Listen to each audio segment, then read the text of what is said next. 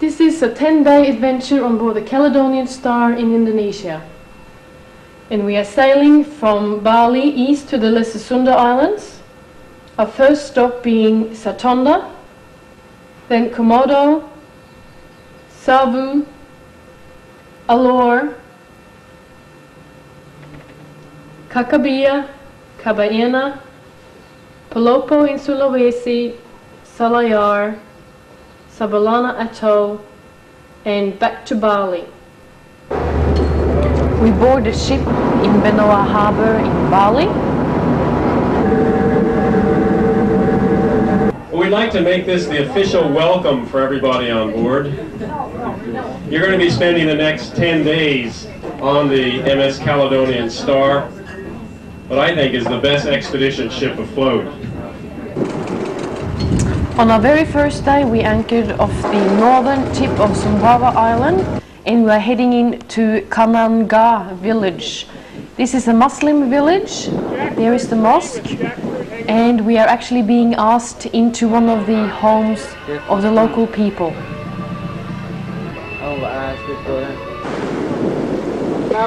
Some women sitting sewing on the beach, just near where the Zodiacs landed. Coming back to the ship for a quick repositioning to Satonda, a volcanic island which formed a caldera when Tambora erupted in 1815, the largest eruption in recorded history. And the caldera is now a lake 200 feet deep. And before the eruption, and even now, it remains a sacred animist site, and fishermen come here to make offerings, which involves hanging stones from the trees, as you can see here. Then we are off for a snorkel for the first time. Anybody can snorkel. It's really quite easy. You just have to remember to breathe through your mouth and relax. And it's a wonderful way to see the shallower areas of a coral reef, the polyps feeding and the plankton that's drifting past and the currents, starfish, other soft corals. After a great start, we are heading back to the ship in the late afternoon. And then early morning at Komodo Island, we are going for our dragon walk. It's a short walk of about an hour on a very flat walking path. And we are seeing some wildlife along the way.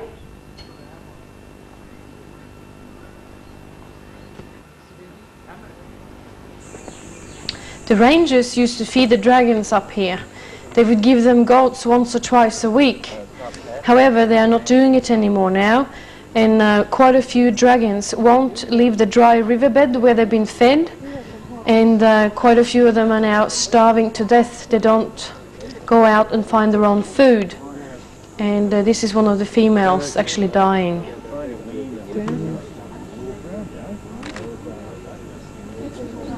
Species of trees and plants in this river. Komodo's pink sand beach is adjacent to some of the finest snorkeling reefs in the world. Many of the creatures normally found in deeper water, like this cuttlefish, can be seen in 2 or 3 feet of water. They might look like a monster, but actually they're harmless, and they have a very sweet and gentle personality. This cuttlefish is pretending to be a piece of coral. He's hoping he won't be seen. It's an absolute thrill for the divers and snorkelers to come across these creatures. Notice how he just changed colour as he went over the sand. The sweetlip being cleaned by a small wrasse. This is slightly deeper here. The fish are very tame because it is a marine park and you're not supposed to spear them. The lionfish, a very venomous urchin. It's never touched this fellow. The beautiful tubastria corals, exposed and feeding in the current. One of my favourite corals, they're so brightly coloured. Many crinoids. You'll notice that most of the marine animals here are filter feeders. That's because of the big currents that they get swirling around the reefs at certain times of the day. Here we have a small Wenteltrap shell feeding on a coral polyp. It's laying its eggs. You can see the eggs hanging on a fine thread. This lionfish is out hunting, but not for the sweetlip. The sweetlip's a little too big. This is what he's looking for, the small fry or baby fish that live under the ledges. Schools of jack and other large predatory oceanic fish are constantly passing through the channel. You can see them off in the distance. Crinoids can swim. Although they look like a static type of starfish, they can actually move from place to place, and this little fellow is just looking for a new home. Seems like he's found it.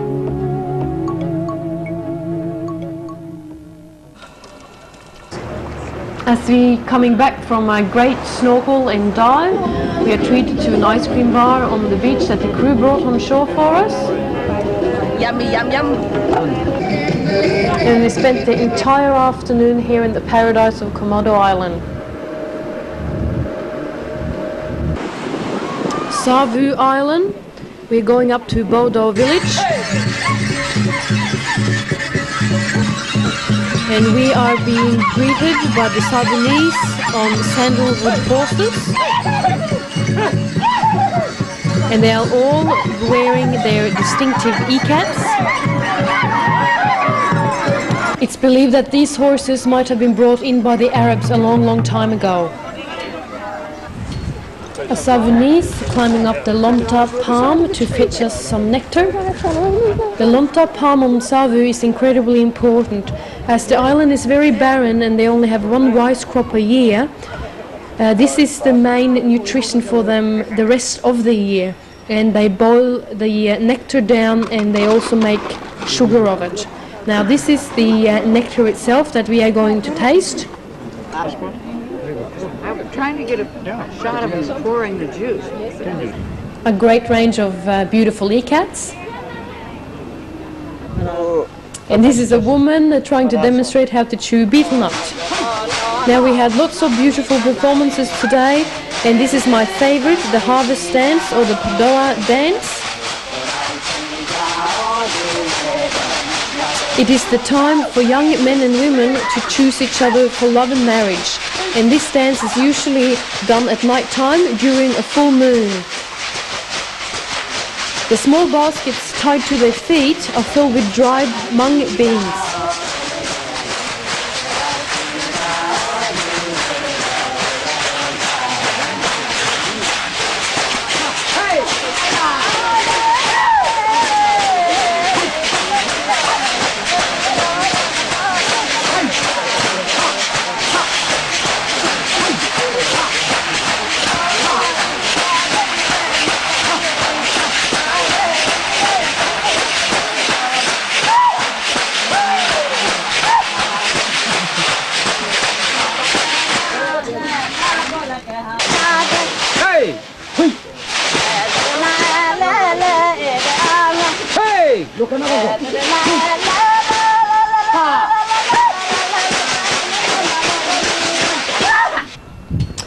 And after a bit of shopping around and looking around in the village, we are heading up to the top of the hill where the sacred stones are.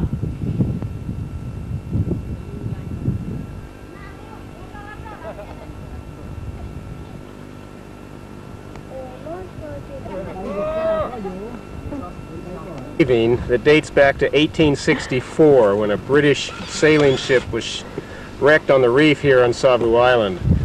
Now, the locals say that none of the sailors survived the wreck.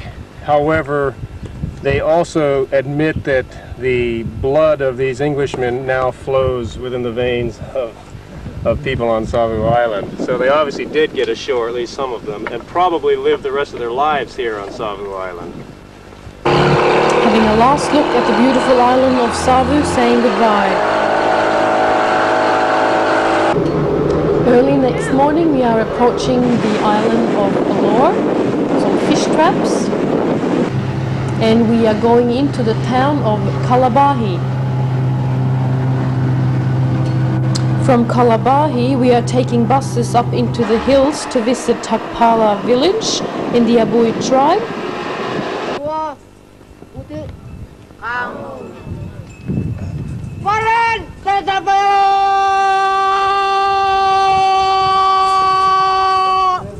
Bukan ada anak kuliah Rosu, Inggris, Amerika, Jepang, Jerman, Belanda, Italia. Bukan tara buah kata rela taba. Turu kabar dan Allah lebih banyak lu kawalan lu kebetulan aku.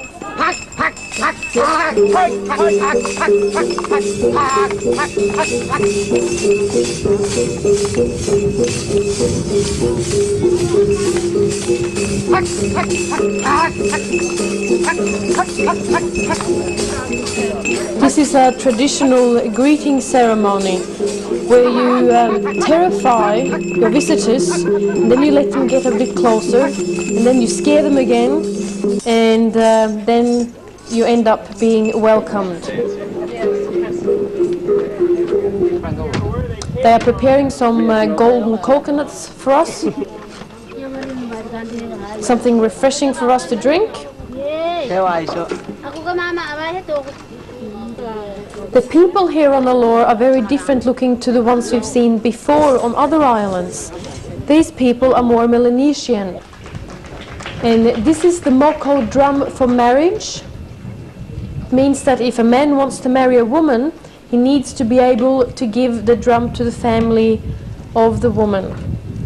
And the dance we are about to see now is the one for the exchange of the Moko drum.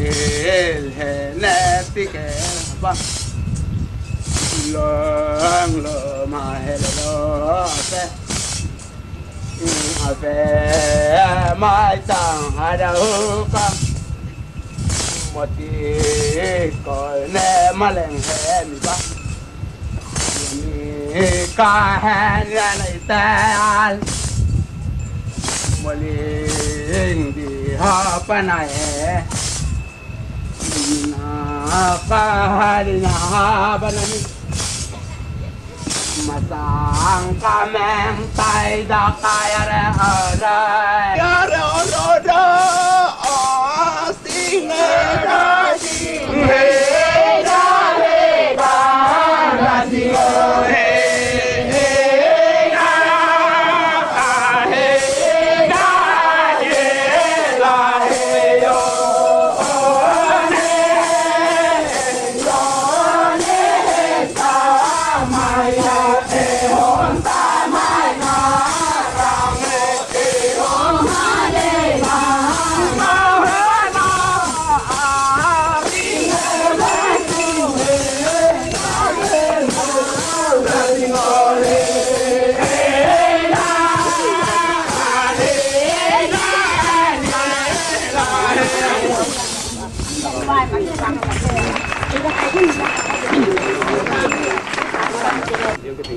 This is the betel nut, which is very common in all of these islands in Indonesia. And it's something they use chewing as we would have cigarettes. And they take a bite of the betel nut itself, and then they have this green pepper plant stick, and they dip it in the lime take a bite of it, and then they mix all these three things in the mouth by chewing very well, and it's a chemical reaction, and it makes your spit go red.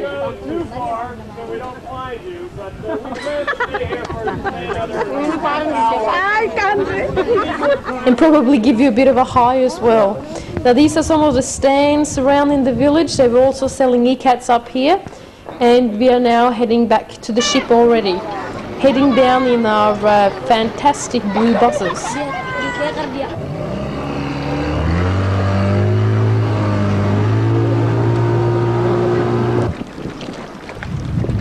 The fish traps, the same we saw on our arrival this morning.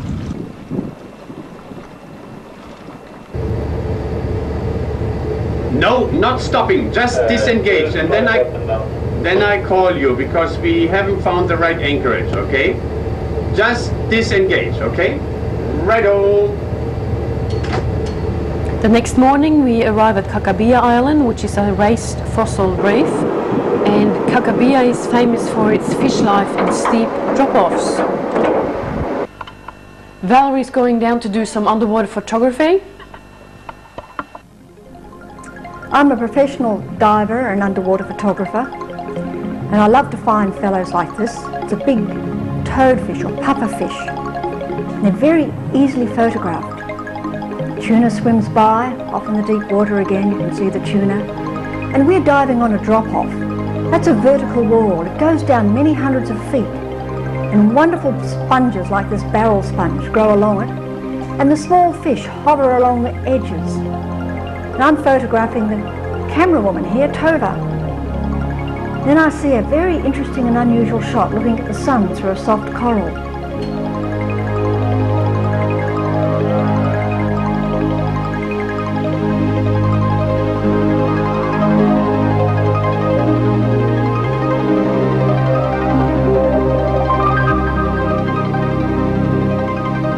Schools of surgeonfish occasionally swim past in the distance.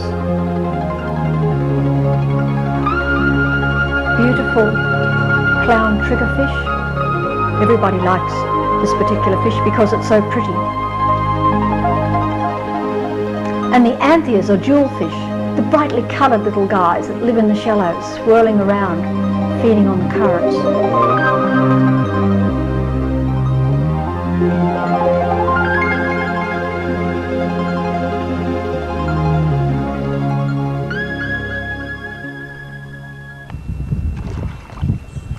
Great dive.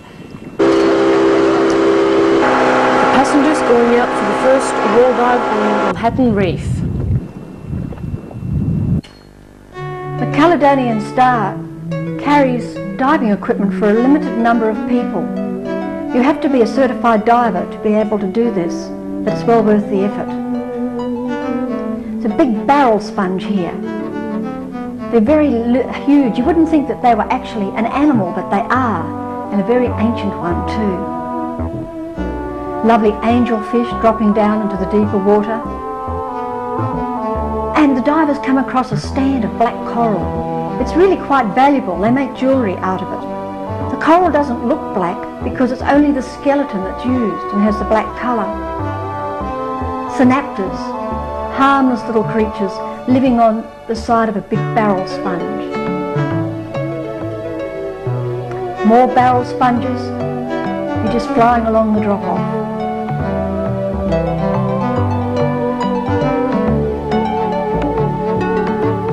While we're looking at the reef, someone else is looking at us.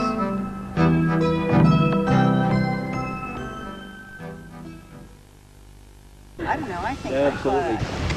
Later in the afternoon we went for a bit of a zodiac cruise around the island, where we had a look at all the great birds, and there were red-footed boobies, brown boobies, frigate birds and some smaller shorebirds living on the island. And here you can really see the raised fossil reef structure, which is the island itself. And the fishermen anchored next to the island with all the dried fish that they are going to take back to their village.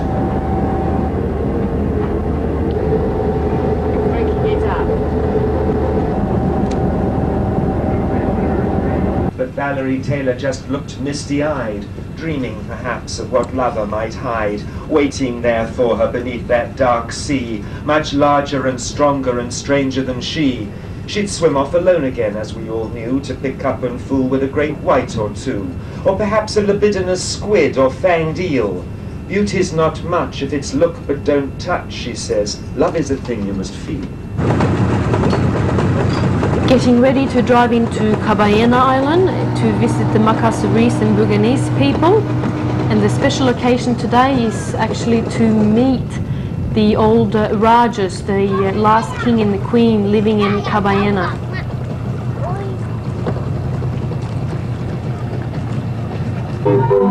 We are being welcomed by our bamboo flute orchestra.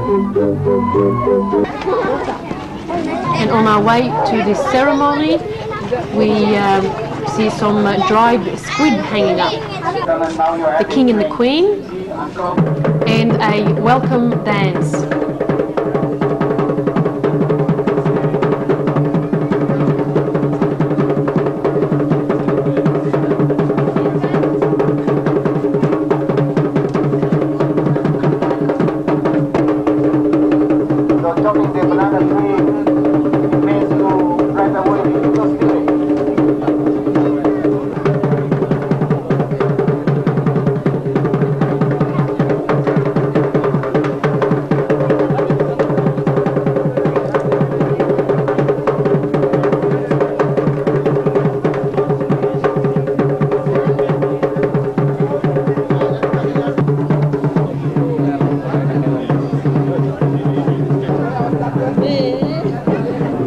Some of the local made things that we could purchase.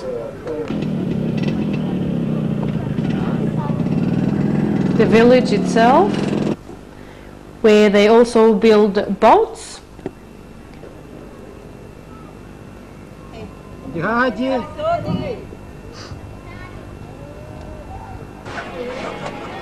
And the women are doing the daily washing in the backyard.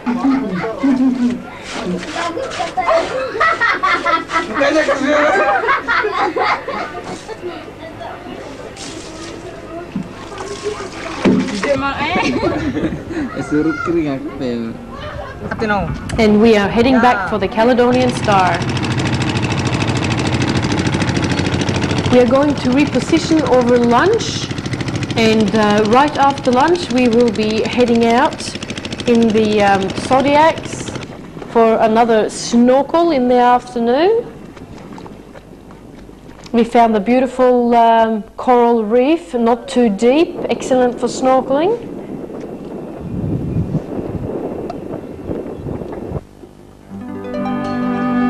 Snorkelers are in a different location now. Not as rich in fish life as Pacabea, but still very interesting. There's a little porcupine fish. Swims slowly away from the camera. He doesn't have to be afraid because he has all those spines all over his body.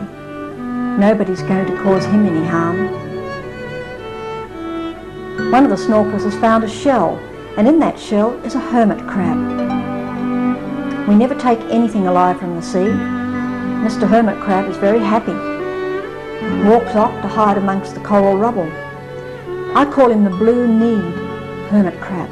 He's one of my favourites. Moray eels are commonly seen in all the coral reefs around the world, but this is an unusual one. It's the only time I've actually ever seen it alive. It's quite harmless, it's not going to attack anybody. Most marine creatures don't attack, they simply defend themselves. It's a mushroom coral. It's a single polyp, builds its own skeleton, and it is not attached to anything. This particular coral even has the ability to walk. Burrowing clam living in a hard coral, and nearby are two feather duster worms. And you watch this. As the camera gets closer, they suddenly go in. A pincushion star being examined by one of the snorkelers. Back on the surface they are having the maiden voyage with the glass bottom boat. And this afternoon we're also visiting Sogori Island. And the people living on Sogori are Baju Laut people or sea gypsies. They are the only tribe that take the women and children with them out at sea as if they are never going to return to the same place again. The Baju Laut people are simple Muslim fisherfolk who live in these houses built on stilts. And on Sogori there are approximately 200 people living.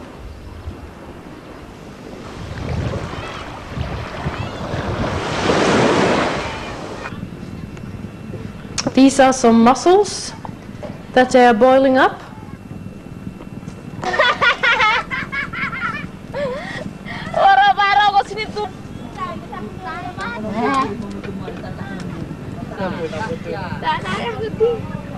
More supplies. Walking over to the other side of the island, I was accompanied by these beautiful children.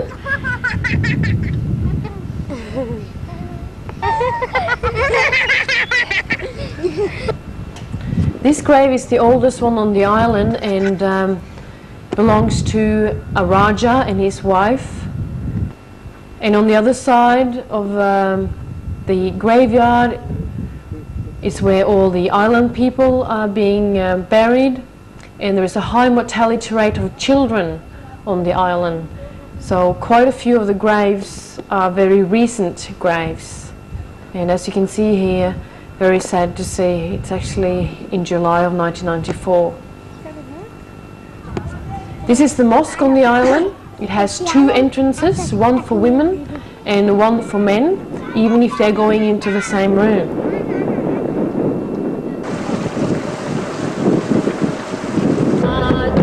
We arrive in the town of Palopo in Sulawesi, and we are being welcomed by the lowland boogie people and a crowd of school children performing for us.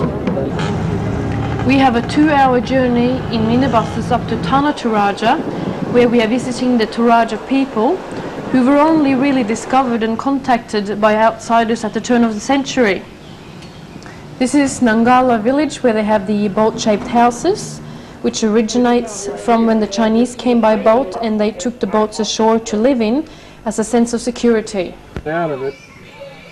This is the door to the rice storage house. You can see the lock is just a wedge shoved in here.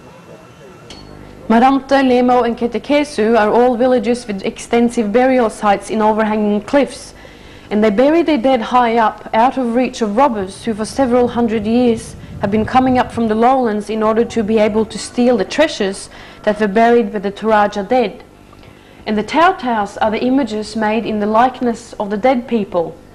Their bodies are buried in caves next to the totem effigies, so the ghost, the earthbound spirit, can live in those taus and look out over the rice paddies and not hold back their inner soul, which flies back to the stars. And the water buffaloes are the main source of wealth for the Torajans.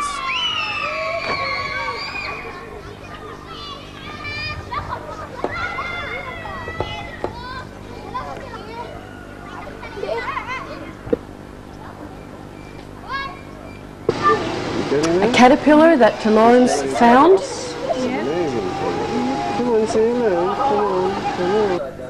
And a poor owl tied to the piece of wood it's sitting on, and this owl actually ended up going back to the ship with Lawrence. Here they are building more houses for people to stay in during the funeral, which is taking place in this village in a few weeks. This is the little shack where the last person to die is being kept, and who they are actually having the ceremony for in a few weeks.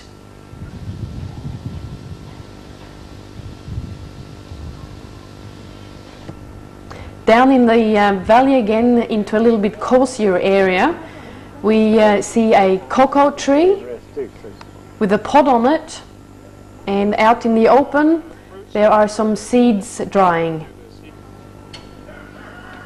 This little lady is separating the cloves from the plant itself.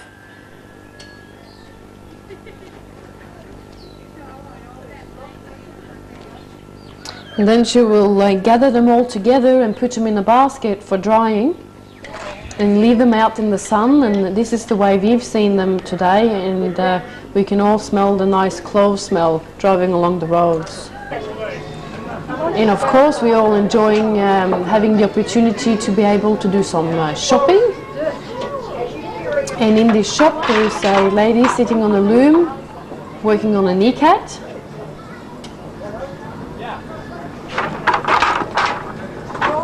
There is a great variety of shops around. And in one of the shops we found a babirusa skull, or a pig deer skull, as we would call it, and its nearest relation is the rhinoceros.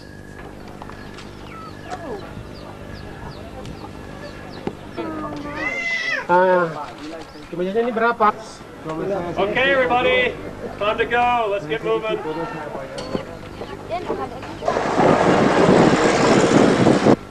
Now, instead of taking you straight back to the ship, I'd love to share with you the incredible experience we had on the last visit to Toraja land. As you know, the Toraja people are most famous for the funerals where they sacrifice a lot of water buffalo and pig. The deceased in Toraja land can lie around for months, years or even decades before the family can afford a proper funeral to send him back to the stars.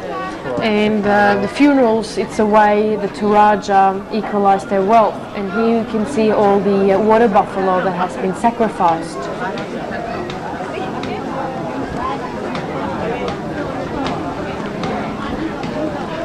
He's preparing a piece of meat to put on the barbecue.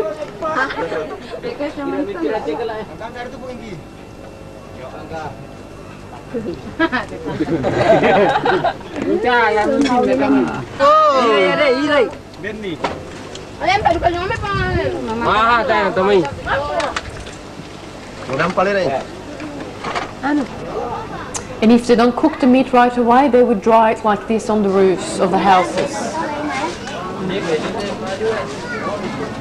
And the way they divide the meat up at a funeral is incredibly important too.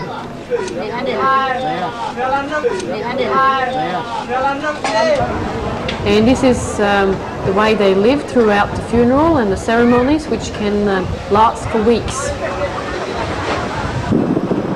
Going back down the beautiful valley in Tanah Toraja to arrive at the ship by sunset. And on board the ship, an incredible surprise, evening barbecue on the aft deck.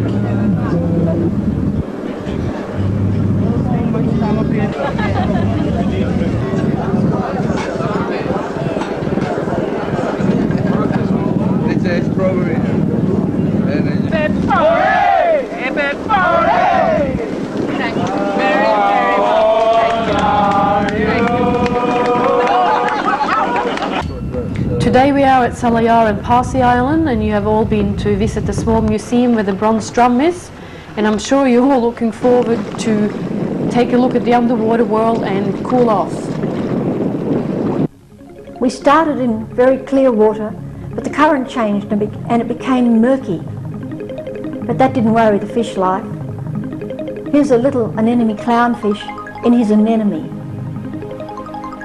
He finds protection in the stinging tentacles of his host. This is my favourite of all the clownfish. So pretty. Has a funny little wobbly way of swimming that's very appealing. These anemones cannot sting a human. A little nudibranch wandering across the sand. And a large starfish living on the short grasses. Clown zebra is out hunting as usual, and in about 20 feet of water there was this anemone, and near it the fish had eggs. It's the panda anemone clownfish, and behaving in a very aggressive fashion because it has the eggs. Amongst the most beautiful and colourful of all marine creatures is the flatworm. They come in a very huge variety of patterns and colours. They're often mistaken for nudibranchs, but they don't have the lungs on their backs. Lizardfish. And an interesting find, a pipefish, related to the seahorse. Sea cucumber walking along on his fat furry feet. They're grazers. They feed on anything growing on the bottom.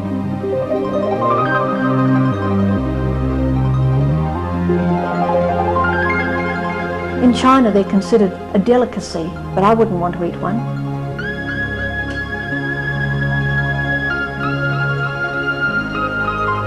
The dreadful crown-of-thorns starfish, with its toxic-coated spines pointing in every direction. This horrible starfish feeds on the living polyp which it sucks from the coral.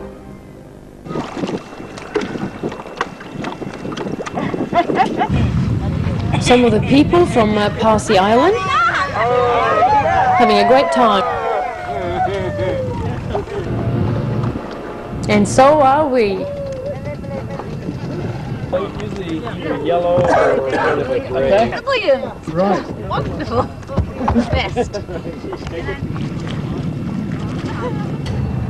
Sabalana Atoll, our last expedition stop. And here is Mark looking for a suitable snorkeling site in the morning.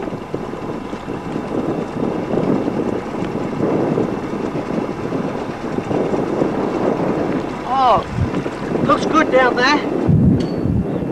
We've anchored the Zodiacs, and this is the last chance on our adventure to visit the underwater world. And boy, are we going to enjoy it.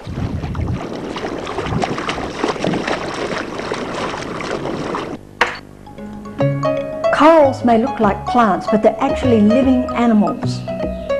Saddleback puffers feeding.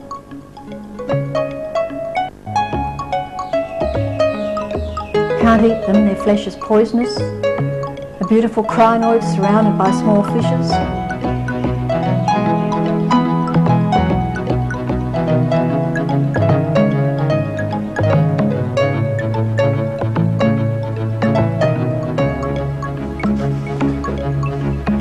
Blue Linkia starfish lying on the bottom, and a venomous scorpionfish pretending to be a rock. You have to watch out for these fellows.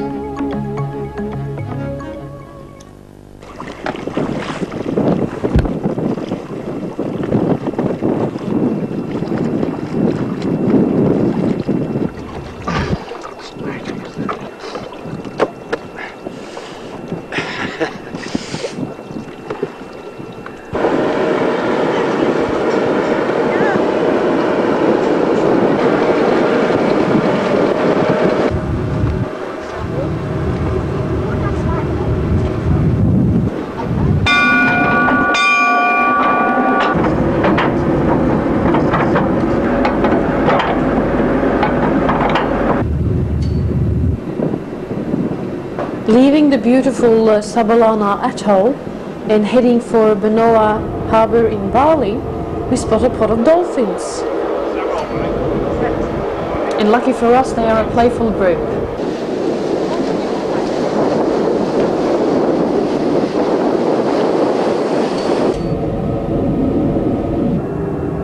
Valerie in her cabin painting some great fish which are going to be in the log. These are anemone fish, an angelfish, butterfly fish, pufferfish, a school of batfish, and betelnut. Zodiacs in search. So you have a nice saying in Germany. We don't say goodbye, we don't say au revoir, we say just auf Wiedersehen. And that means we see you all. Thank you very much. See you all. Auf Wiedersehen.